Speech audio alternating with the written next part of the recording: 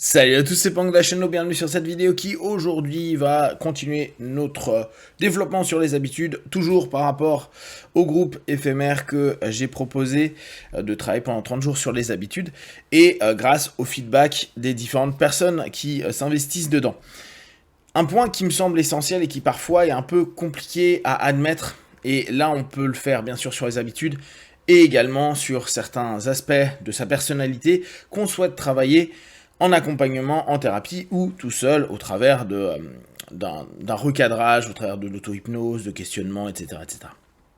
C'est le fait qu'on ait un caractère.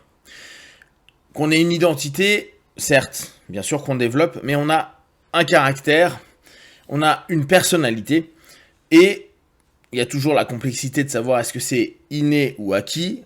Si on reprend les notions un peu énéagramme, on va dire que c'est plutôt inné.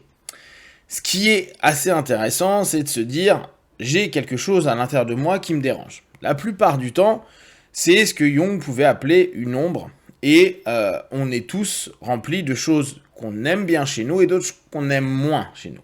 On a tout un rapport qui est un peu plus obscur, avec des désirs, des envies, des pulsions, qui doivent être cadrés, alors là on reprend plutôt Freud, avec une espèce de surmoi, donc de règles qui devraient être établies, là, factuellement, par la famille, la société, un ensemble de codes moraux qui va permettre de contrôler ses envies, ses pulsions, etc., qu'on a au fur et à mesure, d'un point de vue limite religieux, considéré comme mauvais. Mais n'oubliez pas, ce qui a été considéré comme mauvais, pas bien, etc. à un moment donné, dans d'autres situations sont considérés comme positifs. C'est une des complexités du groupe social et une des complexités aussi de notre ressenti. Des choses peuvent être bien à certains moments, mais inadéquates à d'autres moments. Donc dans notre caractère, on va souvent avoir de façon spontanée des choses qui font partie de nous. Et là, je reviens sur le mot identitaire, qui font partie de notre identité. Il y a des personnes qui vont être plutôt courageuses, d'autres personnes qui vont être plutôt à la recherche de la sécurité. Ça ne veut pas dire que la personne qui est à la recherche de la sécurité, qui est plutôt apeurée, ne va pas être courageuse. Mais il y en a spontanément, c'est des personnes qui vont être plutôt dans une forme d'action, de courage. Il y a des personnes qui vont être plus des penseurs, d'autres ça va être des personnes qui vont plus ressentir, d'autres ça va être des personnes qui vont plus faire. Ça aussi, c'est assez inné. Quand on bosse, en l'occurrence, comme en ce moment avec le groupe, sur différents thèmes, différentes habitudes qui nous dérangent, c'est qu'en général, on se dit, tiens, j'ai un comportement qui ne me plaît pas. Puis on s'aperçoit bien que le comportement, il est initié par quelque chose, une structure de pensée, de vie, des problématiques qu'on a pu avoir, des choses qui n'ont pas été résolues en nous, ou en tout cas, parce que là encore, c'est là où je pense qu'il faut faire attention, qui n'ont pas été acceptés par nous. C'est-à-dire que on estime encore que c'est l'ombre, et l'ombre c'est mal, donc faut le rejeter. Alors que, moi de mon point de vue, l'ombre c'est top, autant y aller, autant le découvrir, autant l'apprendre, autant le mettre tout aussi en avant, donc qu'il soit plus dans l'ombre, mais justement un peu plus en lumière, et l'exploiter. Parce qu'il y a énormément de choses passionnantes d'un point de vue énergie, d'un point de vue envie, désir, d'un point de vue construction dans l'obscurité, mais vu que c'est quelque chose qui, dans notre psychodynamique, nous gêne un petit peu, puisqu'on n'aime pas se voir comme ça, on n'aime pas s'admettre comme ça, on est constamment en train de se bastonner là-dessus. Et donc, dans la notion d'habitude, on va avoir cette espèce de refus dans le comportement qu'on a envie de changer, donc cette habitude, que son expression, donc l'expression d'une partie de nous qu'on admet un peu moins, se fasse, et donc on va travailler, au travers d'un programme, au travers d'une technique, à réduire cette expression-là. Néanmoins, ça n'empêche en rien que le moteur, on va dire l'usine à la base de ce comportement, qui fait partie de nous, qui fait donc partie de notre personnalité et de notre caractère, est présent.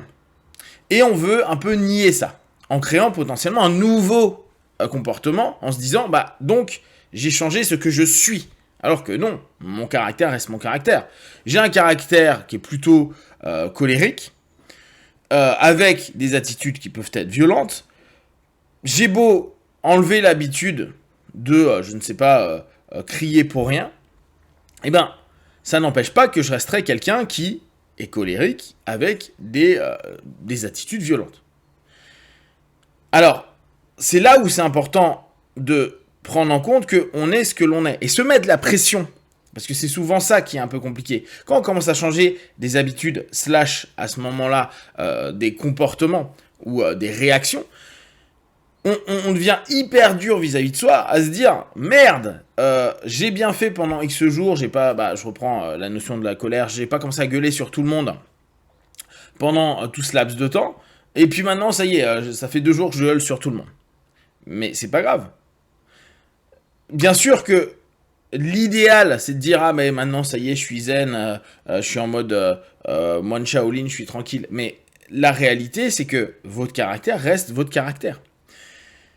Là, en l'occurrence, dans le groupe, on va avoir la notion à dire, il y a des moments quand je me sens de telle ou telle façon, je vais reprocrastiner ou je vais plus faire attention à.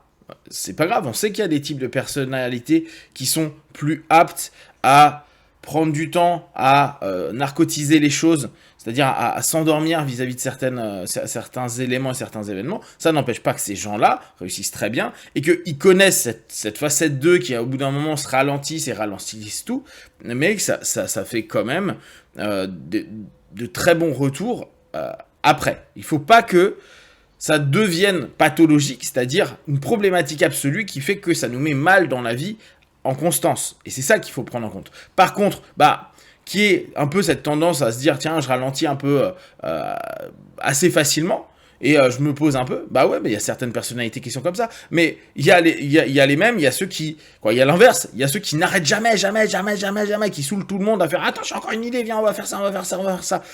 C'est aussi une personnalité.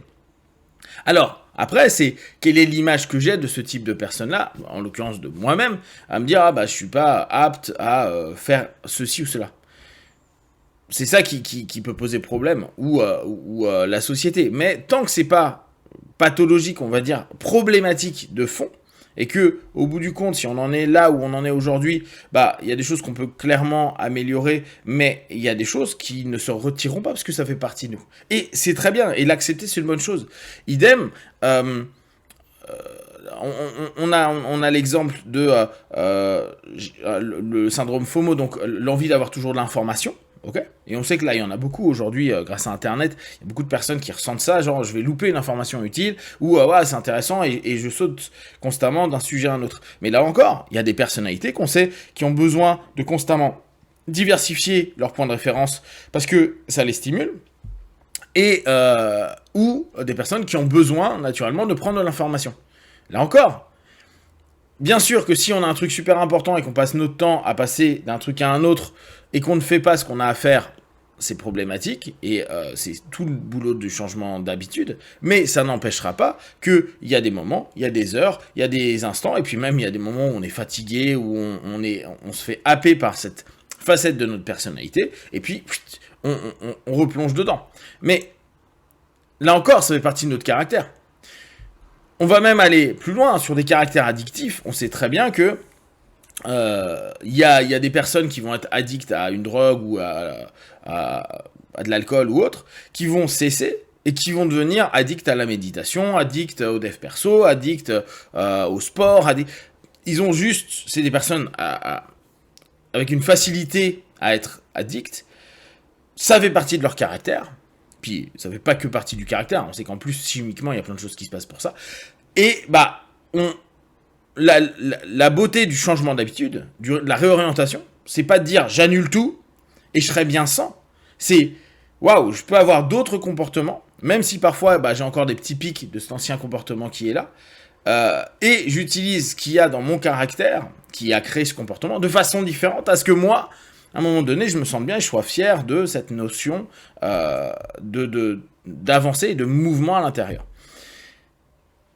Comme ça, et là c'est vraiment, je conclue là-dessus, ça nous permet de moins nous mettre la pression quand c'est pas ok, on a eu un jour sans, ou on est reparti sur une compulsion, une envie, on se dit merde, là j'ai rien maîtrisé. Mais c'est pas grave, ça fait aussi partie de notre caractère. Le tout c'est qu'il faut pas que ce soit en continu constant, et c'est là où le changement d'habitude est intéressant, et que ce soit réellement destructeur pour nous.